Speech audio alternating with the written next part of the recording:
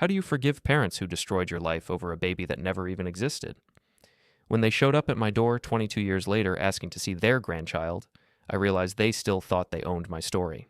When I opened the door and said, very calmly, that there was no child, it was the first time in my life I watched their power slip away.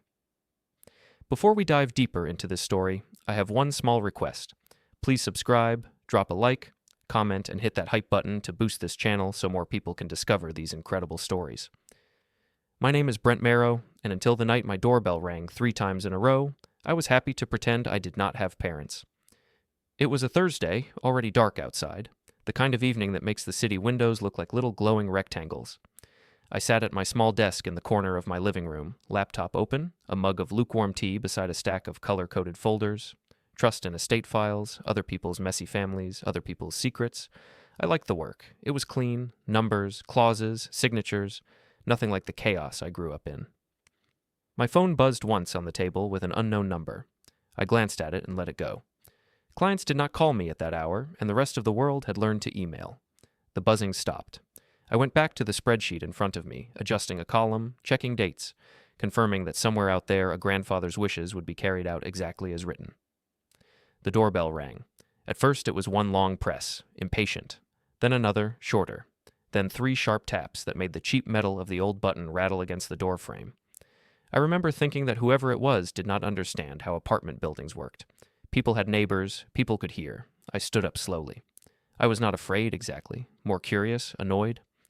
I put the mug down carefully, wiped my hands on my jeans, and walked to the door. I looked through the peephole, expecting a delivery driver holding the wrong package, or maybe a lost tourist. Instead, I saw my father's face. Gray hair, still perfectly combed back. Jaw tight, eyes hard, the same cold blue I knew from childhood lectures. Behind him, my mother's silhouette, her hair done up, a cashmere scarf around her neck. For a second, I thought my brain was playing some old memory like a movie. Then my father shifted and pressed the bell again, and I realized it was real. My first instinct was to step back and pretend I was not home. Childish, useless. The hallway lights were on. Their suitcases sat neatly beside them. They had come with a purpose. They had probably already told themselves I would be difficult. I had spent 22 years living around how they thought about me. I knew the script even before they opened their mouths. I unlocked the door and pulled it open. My father looked me over in one quick sweep, the way he used to do when I came downstairs in clothes he did not like. My mother gave a small, practiced smile, the one she used at charity events. Neither of them said my name. Instead, my mother stepped a little closer and started talking about the flight, how tired they were, how long it had been, how it was time to see their grandchild. She used that word easily, like it was just a normal thing we all agreed on. Grandchild. For a moment, I thought I had misheard her. My brain put the sound in the wrong place. The last time I had seen my parents in person, I was 17, and they were pushing me toward a boarding school gate like they were sending a package on express delivery. There had been no hugs, no tears, only lectures about responsibility and family honor. I had been the one who was supposed to be a father back then, apparently. I had not heard the word grandchild from their mouths in 2 decades. My father cleared his throat and said they had decided it was time to repair the family. He said we had all made mistakes. He said he understood that I had felt hurt, but there were more important things now. He said donors were asking questions, that people were excited to meet the mysterious Mercer grandchild, that it was only fair to the child to finally acknowledge them. The hallway grew quiet as he spoke. I could feel my neighbors behind their doors. You can tell when people are listening. The air changes. You feel the focus, the held breath. I imagined someone pressing an ear against the thin wall to my right, catching phrases like family and grandchild and donors, building their own little story. I realized my parents were not whispering. They were speaking in their usual firm, clear tones, the ones trained by years of boardrooms and fundraisers. They did not lower their voices for me. They never had. I stepped aside and told them to come in, not because I wanted them inside my space, but because I did not want to keep standing in the hallway while they shouted my history to the building. My apartment was small, but it was mine. No staff, no portraits on the walls, no silverware my grandmother supposedly loved. Just flat white walls, a dark sofa, a bookcase with actual books I had chosen myself. My mother's eyes moved over everything. She commented on the size, the furniture, the view from the window. She said it was cozy, in that careful tone that meant she thought it was beneath me. My father put his leather overnight bag near the door and asked if there was a guest room. I told them there was not. I kept my voice calm. I had spent years learning how to do that, how to flatten the tremor and the heat. It was a useful skill in mediation meetings, and also in moments like that one. My mother sat on the edge of the sofa without waiting to be invited. My father remained standing, hands in his pockets, like a judge about to read a sentence. They did not ask about my work or my life. They did not ask if I was happy or healthy or alone. They went straight back to the topic they had arrived with. The grandchild. My mother said it was time for healing, that the child deserved to know their grandparents. She said they had been patient long enough, that they had respected my distance for many years, but the upcoming foundation event had changed things. She said everyone was going to be so moved when I brought the child onto the stage. I stared at her. I heard the words, but they did not match reality, like subtitles that belonged to another movie. Stage, event, child. My father stepped in again, explaining that the Mercer Family Foundation had planned a special segment for the donors. He said they had worked very hard to turn my teenage mistake into something beautiful. He said they had funded programs, supported young parents, built an entire narrative of redemption. He said the story of the grandchild had inspired generous gifts for years, and that now it was time to show the face of that story. In other words, they wanted a warm body to stand under the lights and make them look good. I felt something cold slide into place inside me. It was not rage. I had burned that fuel to ash years ago. Anger was loud and messy and useless against people like my parents. They had always seen loud emotion as weakness. No, what I felt was a kind of clarity, a line coming into focus. I sat down in the armchair across from my mother and folded my hands. I asked them, very simply, how they imagined this child. I asked what they had told people. I asked how old they thought the child was now, where they believed this person had grown up, what they had actually done for this person beyond talking about them in speeches. My mother gave soft answers about a good family and a quiet life somewhere out of the spotlight. My father was more direct. He said there was no need to get lost in details. He said what mattered was the idea of the child, the symbol. He said donors did not need paperwork. They needed a human moment. He said I should bring the child to the event, stand with them, and let everyone see that I had accepted my responsibilities. I listened. I let them talk. I watched their faces as they spoke about a life that did not exist, about a person they had never met, about me as if I had been some irresponsible ghost haunting their perfect story. Then I told them, in a flat, clear voice, that there was no child, no symbol, no hidden grandchild waiting to be presented like a trophy. No young adult out there wondering why their grandparents had stayed away for 2 decades. Just an old lie, polished and repeated so often that even they had started to believe it. My mother blinked like I had turned the lights off in the room. My father's jaw clenched. For a second, it was silent enough that I could hear traffic 5 floors below and the soft hum of my refrigerator. My father said that this was not funny. He said I had always been dramatic. He said he was tired from the flight and not in the mood for games. My mother's voice rose. She accused me of cruelty. She said I had no right to deny a child its family. She said I was punishing them through an innocent person. I did not raise my voice. I repeated myself. I said there was no child. Inside, I felt that click again. The same sensation I had known at 17 when I watched the airport gate close between me and my old life. It was the feeling of something ending and something else beginning. Back then, I had been powerless. This time, I was not. My phone lay face up on the coffee table between us, screen dark. As my mother started to cry and my father began another speech about duty, the phone vibrated suddenly. All 3 of us glanced down at it at the same time. A calendar alert glowed on the screen. In simple letters, it showed a reminder I had set days earlier, a review meeting with Kaplan, the old family lawyer. The name Mercer Trust sat there in the center of the notification like a quiet headline. For the first time that night, both of my parents stopped speaking. They looked at the screen, then at me. I saw something flicker in my father's eyes, a quick shift from outrage to calculation. My mother's tears froze on her cheeks. They understood that this visit was not the only thing happening that week, and that I was not as alone or as powerless as they had assumed. The phone kept vibrating softly on the table, the little reminder pulsing between us like a heartbeat starting to speed up. The truth is, that night in my apartment was not the first time my parents had tried to talk over my life like I was a character in their story. It started back when I was 17, long before trust documents and boardrooms, when all I wanted was to finish homework and walk my girlfriend home. In my memory, it was a normal weekday afternoon. I was at the kitchen table in the Mercer house, a spread of textbooks and notes in front of me.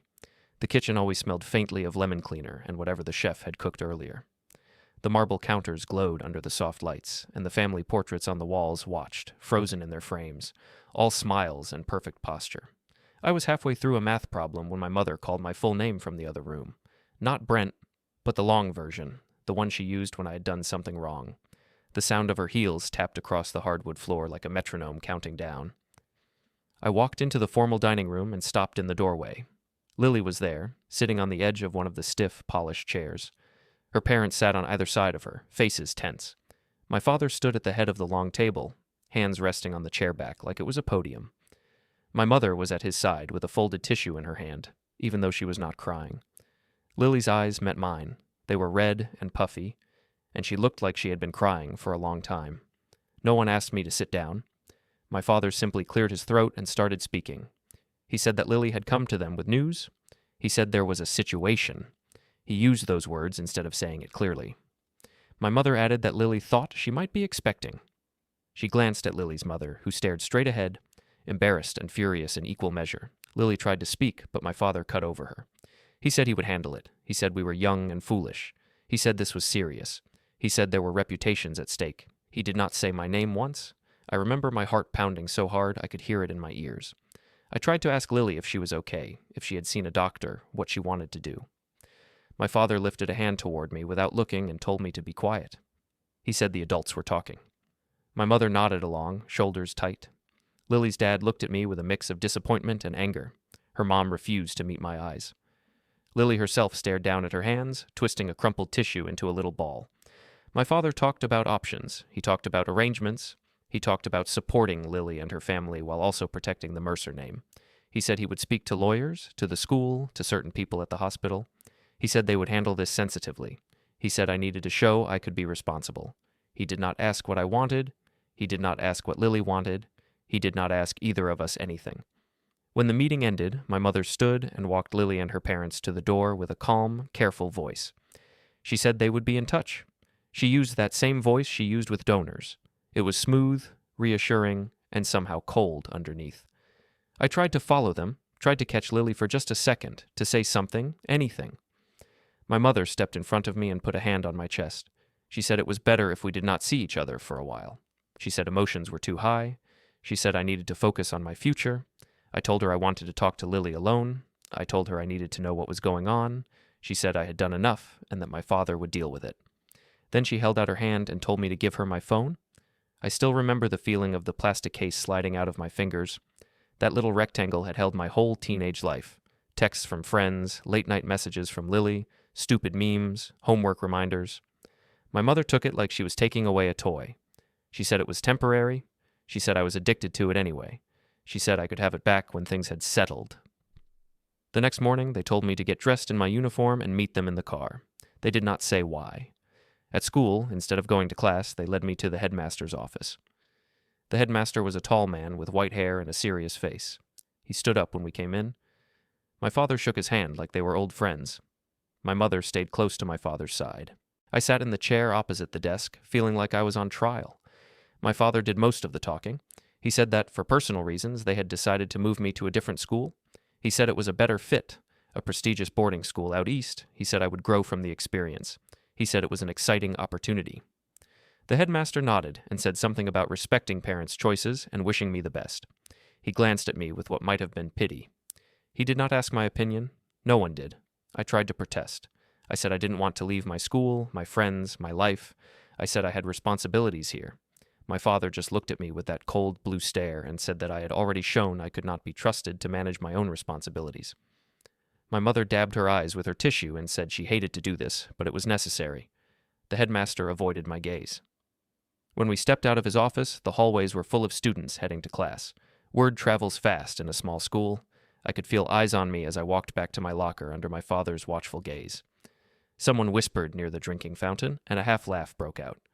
I heard my name mixed with phrases like knocked up and shipped off. I heard a girl say she had heard that Lily was pregnant. I heard a boy say that I was a coward for leaving. None of them asked me if it was true. They had already decided their version of the story. I cleared out my locker with my father standing there in his suit, arms crossed. He told me not to look at anyone, not to respond. He said dignity was important. I put my books in a box, my posters in another. I left the school through a side door like someone being escorted out of a building after causing a scene. We did not go home first. We went straight to the airport. The drive was quiet. My mother stared out the window. My father worked on his phone, tapping messages to people I did not know. I sat in the back seat, looking at the back of their heads, trying to figure out when exactly I had lost control of my own life. At the airport, my father handled everything: tickets, bags, forms. He spoke to the clerk with the same smooth authority he used everywhere. I stood beside him, mute, like a child much younger than 17. At the gate, he handed me a slim envelope. He said it contained my education paperwork, information about the boarding school, some spending money. He said I should be grateful. He said many boys would never get such an opportunity. His voice was calm, firm, and final. I asked about Lily. I asked if she was okay. I asked what the plan was for the baby, if there really was one. My father said that Lily and her family were being taken care of. He said the baby would be placed with a good family. He said professionals were handling it. He said I had forfeited the right to be involved when I made my choices. I told him that if there was a baby, I wanted to be part of its life. I told him I did not want some stranger raising my child. He looked at me with something close to disgust and said I had lost that privilege. Then he turned and walked away without hugging me, leaving me at the gate with my envelope and my carry-on bag. I stood there, watching him disappear into the crowd, feeling smaller than I had felt in years. My mother had already gone back toward the exit, saying she could not handle goodbyes. In the end, they did not say goodbye at all. They just handed me a plan and expected me to follow it like everyone else in their world. The boarding call came over the speakers, a soft, friendly voice telling us it was time to line up. I moved with the rest of the passengers, numb. The gate agent scanned my paper boarding pass and smiled, wishing me a pleasant flight. She had no idea that I was not going on a trip. I was being moved like a chess piece. On the plane, I found my seat near the window.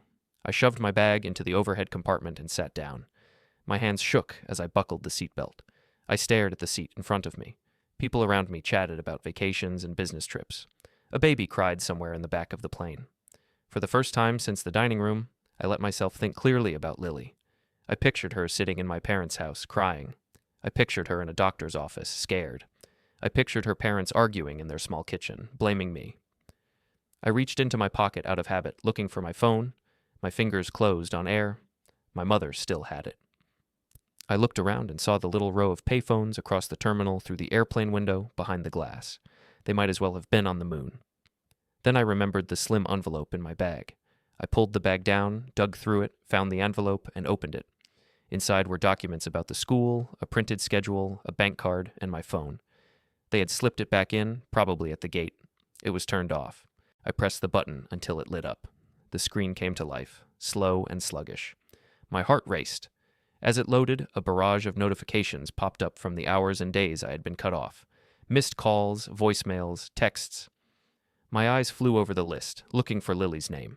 It was there, at the top. I tapped on it, but before the messages opened, the captain came over the intercom. He asked everyone to switch off electronic devices for takeoff. The flight attendants started down the aisle, checking seatbelts and phones. One of them paused by my row, smiling politely as she reminded me to power it down. I glanced at the screen. The messages had not opened yet, but the preview of the most recent one showed on the lock screen, just one line cut off at the edge. They said you never wanted us. That was all I could see. The flight attendant's hand rested lightly on the top of my seat. She waited. I stared at the words. My throat closed. The engine started to roar, the plane beginning to move. I could have ignored her. I kept reading, risked being told off. I did not. I did what I had been trained to do my whole life. I followed instructions. I held down the button and watched the screen go dark, taking Lily's half sentence with it. As the plane rolled down the runway and lifted into the air, I stared out at the shrinking ground and felt something inside me split. From that moment on, my parents' version of events was the only one anyone in my family heard. I was the boy who got a girl pregnant and ran away. They were the noble grandparents who stepped in. The grandchild became a story they told at parties and galas, a tragedy they used to show their kindness.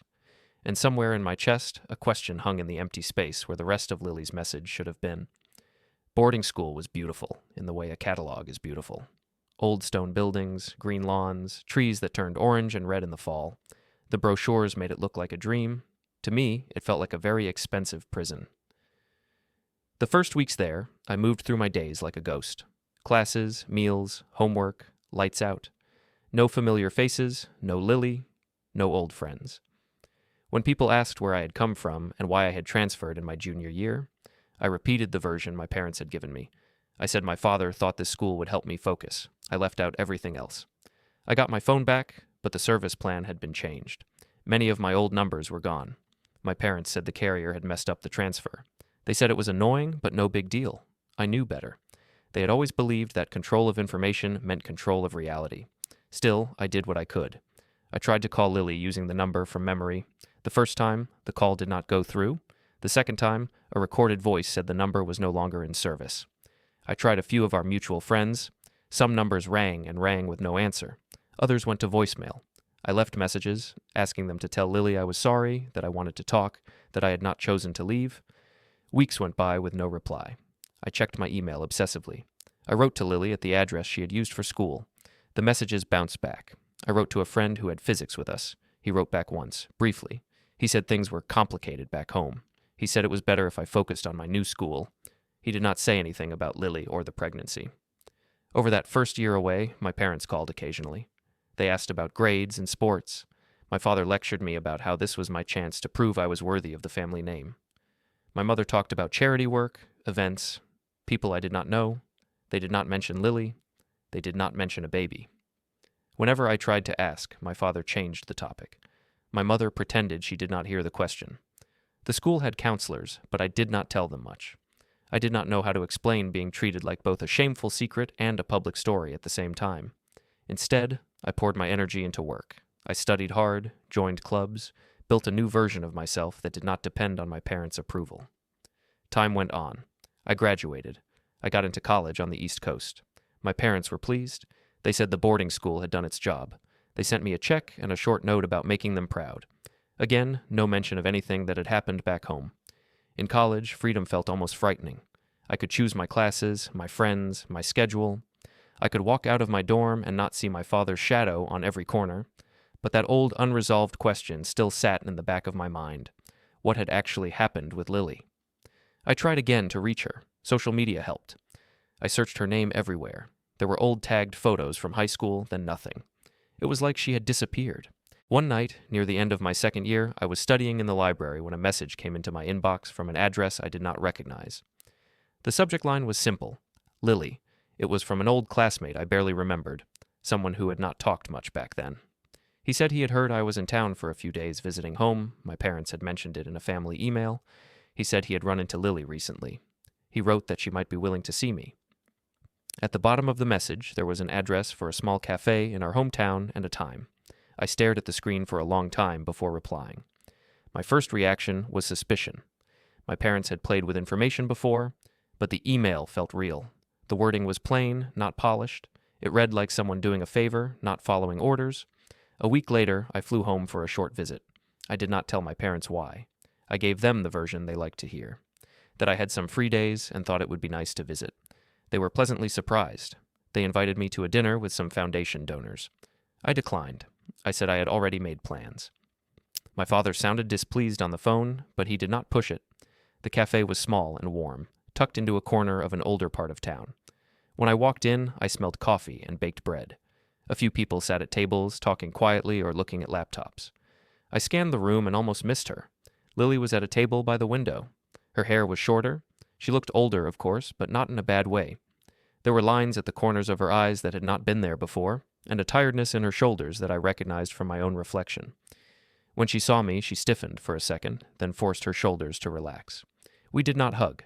It would have felt wrong after so long. We just sat down across from each other, two people who had once shared everything, now separated by years and silence.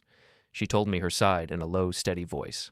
She said that after that day at my parents' house, everything had moved fast. My father had brought a lawyer to her home. They had talked to her parents about support and discretion. They had made it sound like a kindness. They had said they would take care of everything if the family cooperated. She said that she had gone to the doctor. She said there had been tests and results. She said the doctor had explained that what she had experienced was an early loss, that there would be no baby. She said she had been both sad and relieved, confused and exhausted. She also said she had asked to tell me. She said she had wanted to call, to write, to see me. But my parents had told her that I did not want to see her or the baby, that I was being sent away for school, that I needed space.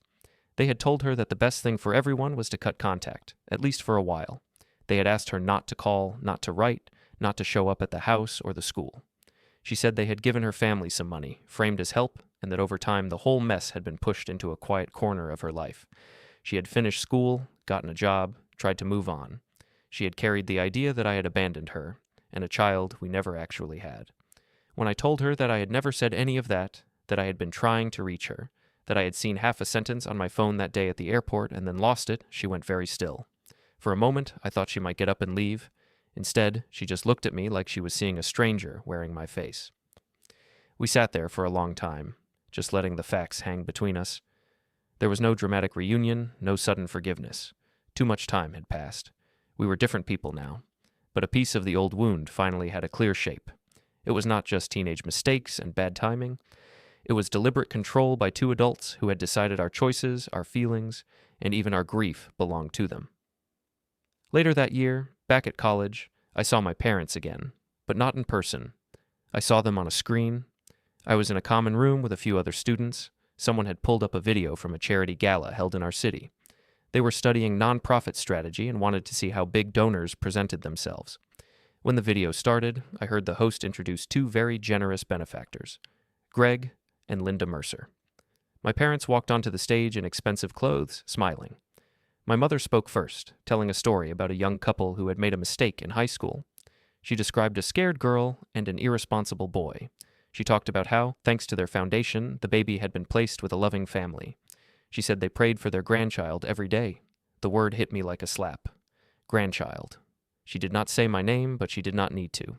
The people in that room, the people watching the video, filled in the blanks. I watched my father talk about redemption and second chances. He said the story had inspired their work with young parents. He said sometimes pain could be turned into something beautiful. People in the audience wiped their eyes. They clapped. Some stood up. The video ended with a close-up of my parents holding hands, looking humble and noble. I sat there on the couch, staring at the frozen image. I heard my classmates praise the speech. One of them said the story was powerful. Another said you could tell those donors really cared. No one noticed the way my hands were clenched or how my jaw ached from grinding my teeth. That was the moment another part of me hardened.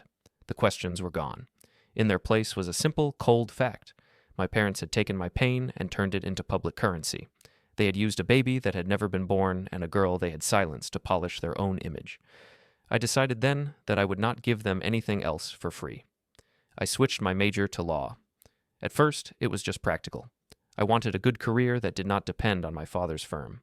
But as I studied contract law, trusts, estates, and nonprofit governance, I began to see patterns. I learned how power moved on paper, how words on a page could control money, buildings, and people long after the writer was gone. During my third year, I took an internship at a mid-sized law firm in the city, one that had no formal connection to my father's practice. They put me in the records room at first, the place where old files went to gather dust. It suited me fine. I liked the quiet. One evening, I was sorting through binders when I saw a familiar name on a spine, Mercer Family Trust. My heart skipped. I knew my grandfather had set up something like that. People had mentioned it in passing when I was younger, but no one had ever explained it to me in detail. I pulled the binder off the shelf. It was heavy. Inside were copies of the original trust documents, amendments, notes from meetings. I scanned the pages, reading names and terms. There was my grandfather's name, firm letters on crisp paper. There was my father's name, listed as a trustee. And then there was mine. Next to my name were words that made me stop: successor beneficiary and potential trustee.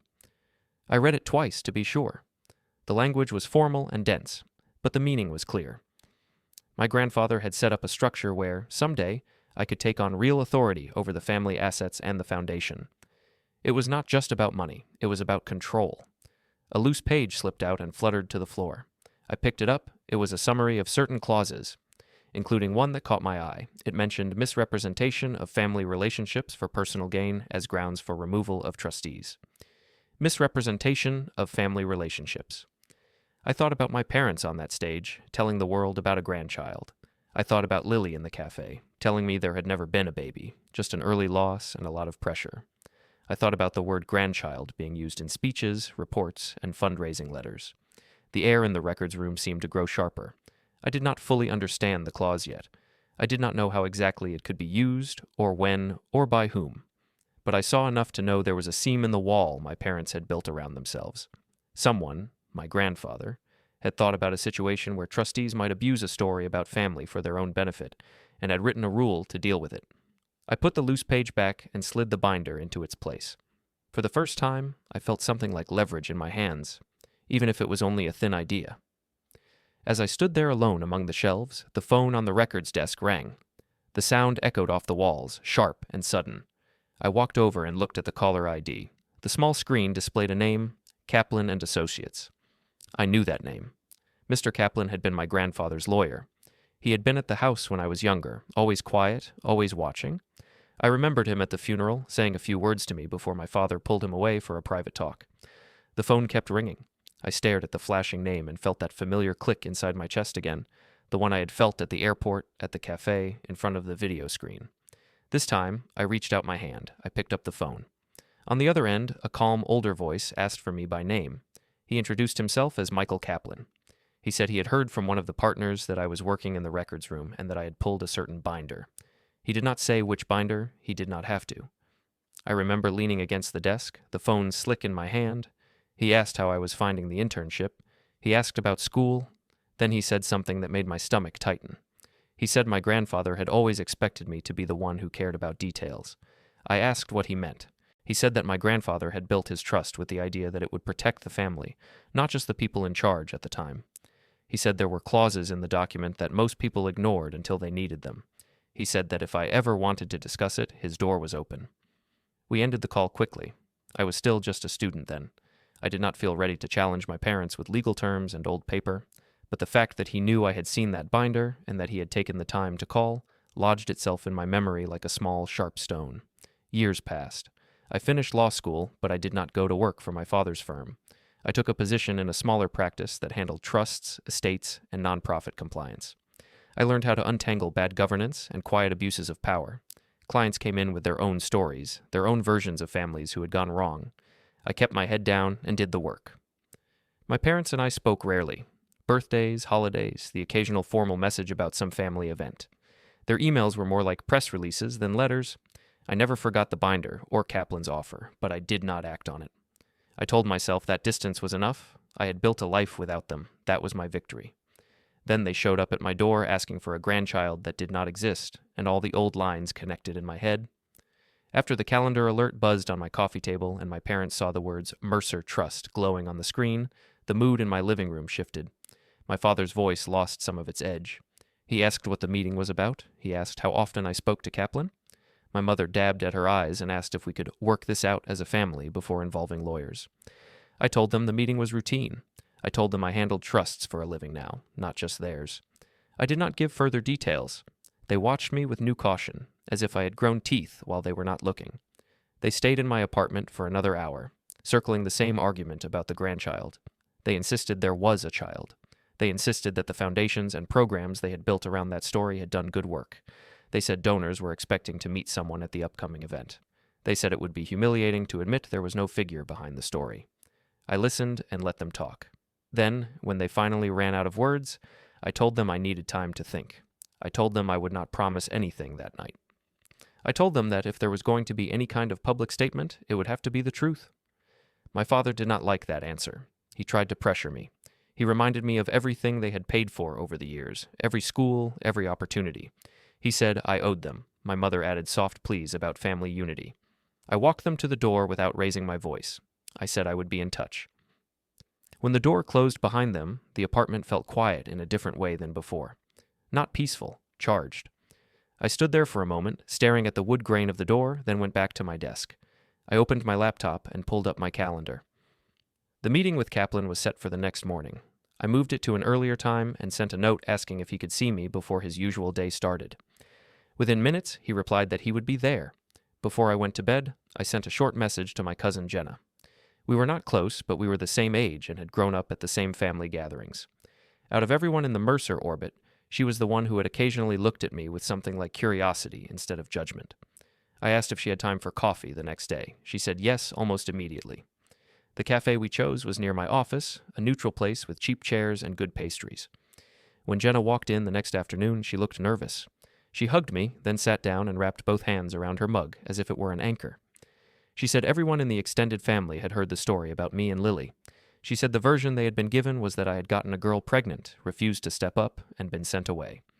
She said my parents had framed their charity work as a way to make up for my failure.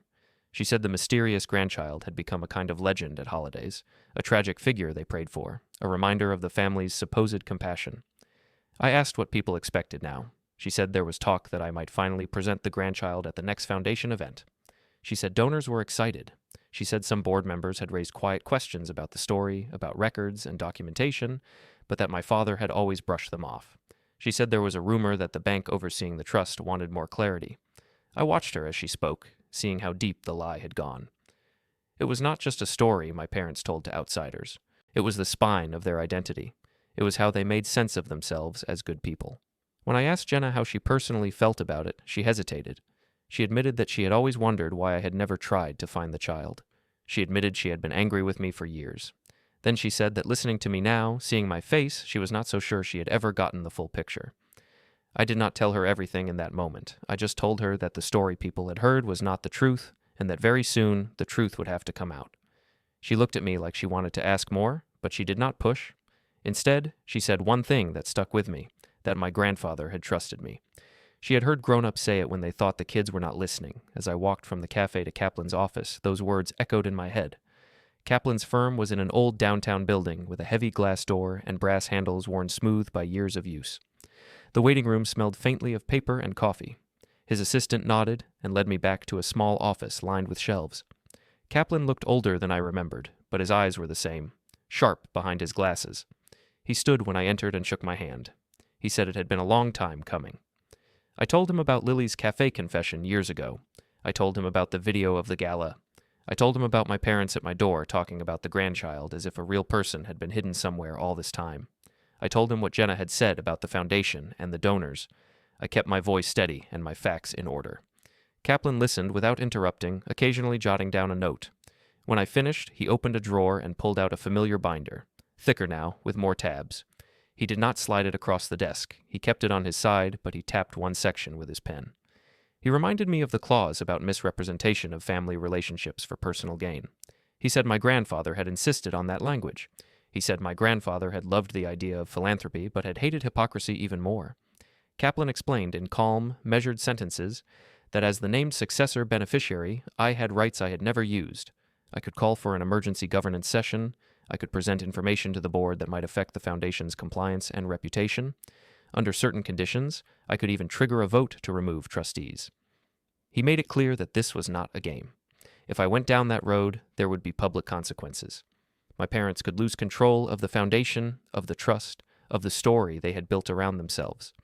There could be regulatory attention. There could be press. I told him I understood. I told him I was tired of being the silent villain in a story that had never been true. He asked if I had proof to support what I was saying about Lily and the pregnancy. I told him I had her word, but not yet any official document. He nodded and said that would need to change. He suggested I get her written permission and obtain medical records that confirm the timeline and outcome of her pregnancy. He said those records, combined with the Foundation's own public statements, would form a strong basis for action. When I left his office, I did not feel lighter. I felt focused. That night, I called Lily. We had not spoken for a long time. Her life had moved on. She had her own reality now, far from the Mercers. I told her what my parents were doing with the grandchild story. I told her that they were still using it to raise money and sympathy. I told her I wanted to stop them, but that I needed her help to do it properly. She was quiet for a while. Then she said she would not attend any meetings or speak in public, but she would sign whatever was needed to confirm the basic facts. She said she had lived with that part of her life in silence for too long. If the truth finally came out, maybe some of the weight would lift. With her written consent, I went back to our hometown and walked into the hospital where she had been treated as a teenager. The building looked smaller than I remembered. The reception desk had been updated, but the smell of disinfectant and coffee was familiar. At the records window, I explained who I was. I presented Lily's authorization. The clerk looked wary at first, then businesslike. She disappeared into a back room and left me standing there, staring at a faded poster about flu shots. When she came back, she handed me a sealed envelope with my name on a sticky note attached. It felt heavier than its size. I did not open it there. I slid it into my briefcase, thanked her, and walked out into the gray parking lot. On the drive back to the city, the envelope sat on the passenger seat, quiet and solid. Every so often, my eyes drifted to it. It was just paper, but it represented the one piece of the story my parents had never controlled: reality. The next day, I returned to Kaplan's office. I put the envelope on his desk. He opened it carefully, scanned the contents, and nodded. He did not read them aloud. He simply said that the dates matched what I had told him and that the medical conclusion was clear. There had been an early loss, not a sustained pregnancy, and certainly no birth. He added the records to a folder and labeled it with a simple word: evidence. Then he turned his monitor toward me. On the screen was a draft of an email addressed to the Mercer Family Foundation Board and the overseeing bank. It requested an emergency governance session to review matters affecting the accuracy of public representations and compliance with the trust's terms. He asked if I was sure. I said yes. He clicked send. A few hours later, as I walked out of his building with the city buzzing around me, my phone buzzed in my pocket. I pulled it out and saw a new email notification sliding across the top of the screen. It was from the bank that hosted the foundation's accounts. The subject line was simple: emergency governance session, attendance required. The date and time sat beneath it, set for the end of the week. For years, my parents had told a story about a grandchild to control rooms full of people. Now, for the first time, they were being called into a room they did not control, to hear a story they had not written. The days leading up to the emergency governance session moved with a strange heaviness, like I was walking underwater. I kept going to work, reviewing trusts for clients, answering emails, keeping everything steady on the surface. But underneath, a quiet engine had started running inside me, steady, cold, purposeful. I knew what was coming, even if my parents didn't. The night the bank's email arrived, I sat alone in my home office with the lights low, letting the screen glow fill the room. I reread the meeting notice 3 times. The language was formal, polite, and absolute. Attendance mandatory. That phrase carried weight in the world of nonprofit governance. It meant that no amount of charm, excuses, or performance could avoid the conversation. My parents were finally going to be in a room where they could not out-talk the truth. I opened 3 folders on my desk, just like I had labeled them earlier that week: timeline, medical, and trust. I did not open the documents themselves. I already knew what they said. The labels alone were like anchors holding everything in place. On a separate notepad, I wrote a single list: what they told Lily, what they told me, what actually happened, what they told the world. Then I set the pen down. I was not preparing a speech. I was preparing clarity. I leaned back in my chair and rubbed my temples, letting the silence settle. My apartment was small, but at that moment it felt like a command center. Everything was organized. Everything was lined up. My parents had walked into my space that first night, convinced I was still the confused boy they had pushed onto a plane. They had no idea they'd stepped into the home of someone who had spent years learning how power really works. I slept lightly that night, but I woke clear-headed. The next morning, I took the files to a local notary office. The building was utilitarian: gray walls, humming lights, worn carpet. But I liked places like that. They made everything honest. Bureaucracy doesn't care about ego. The notary was a middle-aged woman with reading glasses halfway down her nose. She stamped the documents Kaplan had prepared, 1 page at a time, each thud of the seal landing with a crisp final sound. She asked if I needed copies. I said yes. She made them without comment, stacking them in a neat pile. When she handed the documents back, she looked at me for a second longer than necessary, maybe sensing something big was happening, but knowing better than to ask. I walked out with everything in a folder, the weight of it pulling at my arm. Irrevocable action was the phrase Kaplan had used. The trust clauses were strict. Once executed properly, they could not be undone because someone felt embarrassed afterward. And I knew, absolutely knew, my parents would feel embarrassed. Later that day, I stopped by Kaplan's office again. He reviewed the notarized documents, comparing each page to the originals. He nodded once when he reached the final one. "It's all valid," he said. "You've prepared well." Those were simple words, but hearing them from someone as unshakable as Kaplan felt like confirmation that the years I had spent forcing myself to stay calm had been leading to this moment. We discussed the meeting procedure, the board members, the bank representative, the sequence of discussion, and the likely behavior of my parents. Kaplan had seen my father in boardrooms before. He predicted outrage, denial, and then attempts to shift blame. He warned me not to get pulled into emotional arguments. "You are not there to fight," he said. "You are there to state facts." I nodded. Facts had always been the one thing my parents hated facing. Before leaving, I handed Kaplan a small sealed envelope, the medical records Lily had authorized. He slid it into the evidence folder with care. "I'll present them only when needed," he said.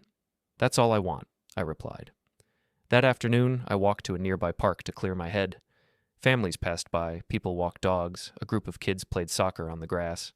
Normal life moved around me, and for a moment I let myself breathe.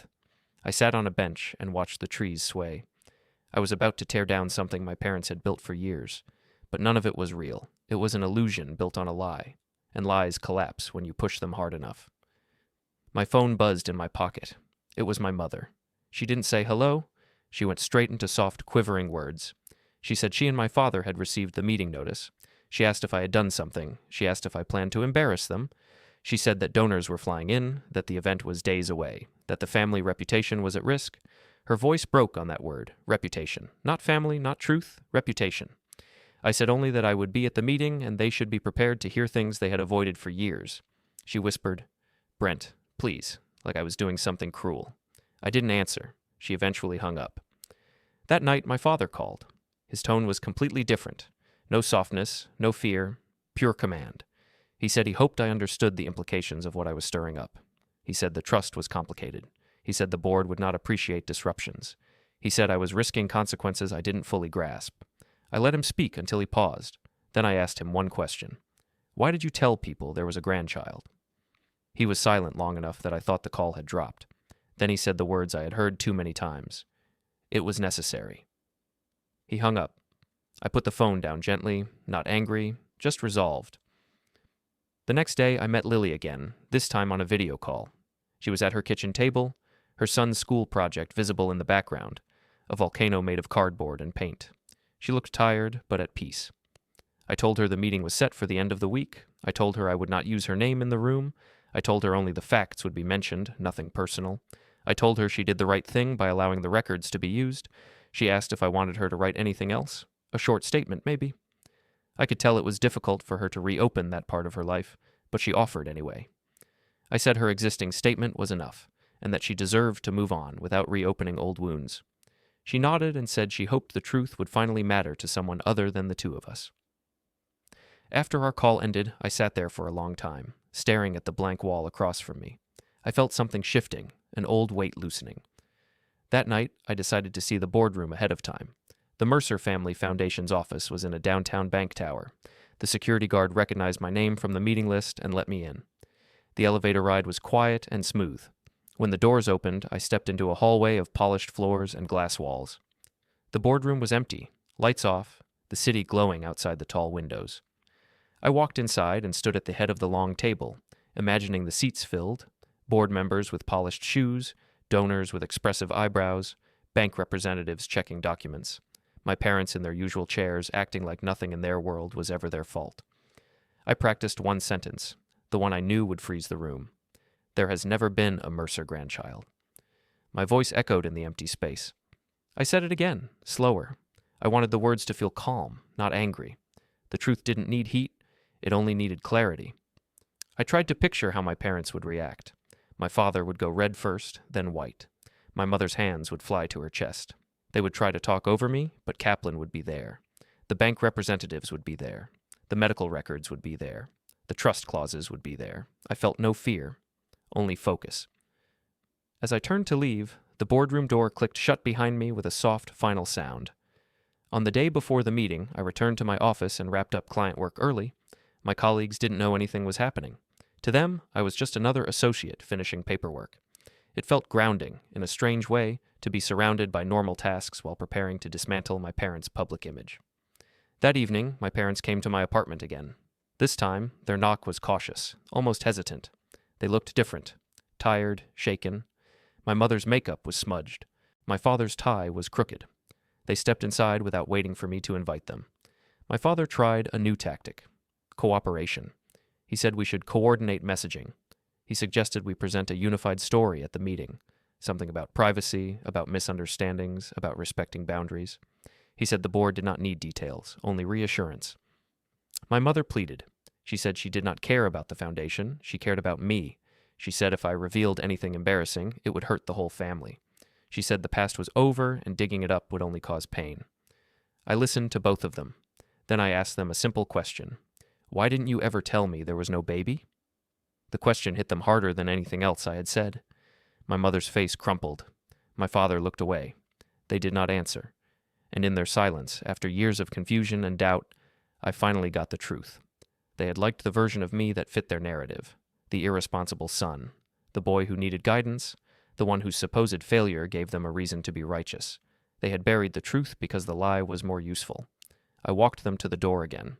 My mother begged me not to do anything drastic. My father warned me that the board would not appreciate recklessness. I did not argue. I simply told them I would see them at the meeting. When the door closed behind them, I locked it. Then I turned off the lights in my apartment, letting the city glow spill through the windows. I sat in the dark for a while, letting the stillness settle around me. The meeting was tomorrow. Everything was in motion. Everything had been prepared with precision. The truth had been collected, organized, notarized, and secured. All I had to do now was walk into that room and speak it. The next evening, I arrived at the bank tower early. My folder was tucked neatly under my arm. Kaplan met me in the hallway wearing a dark suit and a steady expression. We stood together before the glass doors of the boardroom. Inside, I could see the silhouettes of board members taking their seats, donors adjusting their jackets, bank officers setting up laptops, and at the far end of the table, my parents smiling stiffly at people they believed they still controlled. Kaplan looked at me. "Ready?" I exhaled once. "Yes." The lights inside brightened as someone adjusted the panel. The air seemed to thicken with anticipation. Then my watch buzzed softly. A reminder appeared on the screen. Governance vote. 10 minutes. I slid my hand off the folder, straightened my shoulders, and stepped toward the doors. Tomorrow, everything would break. The boardroom was already full when I walked in. A long glass table stretched across the room, polished to a shine that reflected the city lights behind it. Board members murmured to each other. Donors settled into seats with quiet anticipation. 2 bank representatives arranged documents at the far end, and in the center, wearing matching expressions of strained confidence, sat my parents. My father straightened the moment he saw me. My mother tried to smile. Neither looked truly at ease. Kaplan took a seat beside me. Chairwoman Ortiz opened the meeting with a calm voice, explaining that concerns had been raised about the accuracy of certain public statements tied to the Foundation's history. She said the session would focus strictly on facts. My father spoke first. He stood and thanked everyone for attending. He said the topic at hand was sensitive family history. He said the Foundation's donors had always valued the story of the Mercer grandchild. He implied that I was struggling with personal emotions and asked everyone to show patience while the family reconnected. Then he gestured toward me, inviting me to confirm his version. I didn't stand. I didn't raise my voice. I simply said, "There is no grandchild." The room went silent. My mother reached for my arm, whispering for me to stop, but Chairwoman Ortiz asked her to let me speak. All eyes turned toward me. I explained that the pregnancy in high school had ended early, that there had been no baby, no adoption, no hidden child. I said my parents had known this and had chosen to build a public story anyway.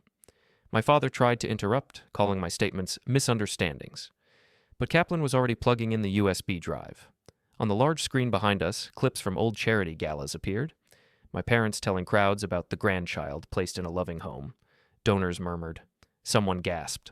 Then Kaplan played Lily's brief recorded statement. Clean, direct, emotionless. She confirmed the early loss. She confirmed the pressure to stay quiet. She confirmed that she had never placed a child anywhere. My mother covered her mouth. My father went rigid in his chair. Kaplan opened the folder labeled evidence and handed the medical records to the bank officers and board members. Dates, signatures, and conclusions aligned. No birth. No adoption. No grandchild. Finally, he displayed the trust clause on the screen. Trustees who misrepresented family relationships for personal gain could be removed immediately by the successor beneficiary. My father's face drained of color. Kaplan announced that the documents invoking that clause had already been notarized and filed. Ortiz confirmed that the bank's legal team had reviewed everything that morning. Effective immediately, Greg and Linda Mercer were removed as trustees. Their access was revoked. Their decision-making power was gone. A security guard stepped discreetly toward them. My father demanded at least the right to meet the child. His voice cracked on the last word. I looked at him and repeated calmly, "There is no child." Silence spread across the room like a slow wave. As Kaplan closed the folder and the meeting dissolved into whispers, I stood and walked toward the glass doors. Behind me, I heard a soft electronic beep. My father's access badge flashed red. Mine turned green.